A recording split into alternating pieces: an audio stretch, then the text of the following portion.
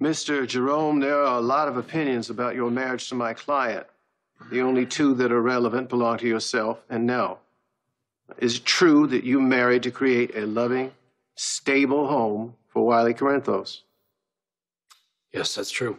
Is it also true you already had a wealth of experience in nurturing that boy when your own son, Lucas, fell tragically into a coma for several months? I'm sorry, Mr. Jerome. I require an answer. Yeah, that's true. When my son Lucas was in a coma, his husband Brad was an emotional wreck. So I stepped in, fill the void. Is it fair to say that you love Wiley as much as you love Lucas? Yeah, that's exactly how I feel, yes. Good. Now, Miss Miller undoubtedly tends to make it a point of contention. It's time to talk about the elephant in the room.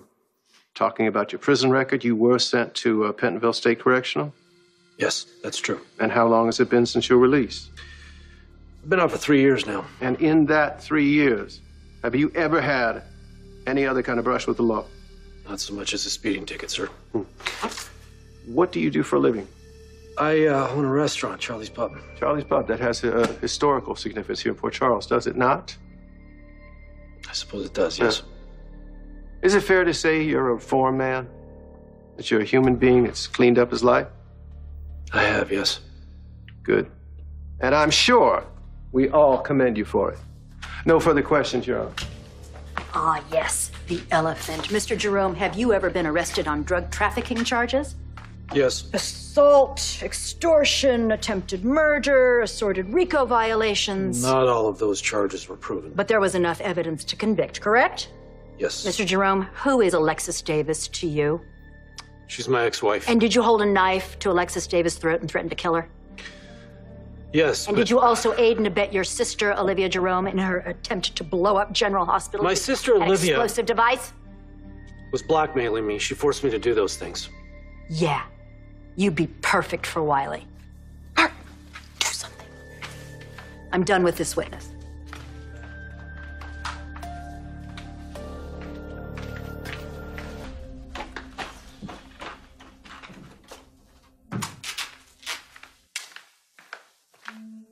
Sam.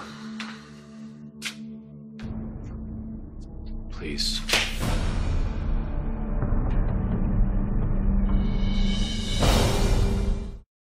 I understand why you did that, but please let me explain. No, you can't.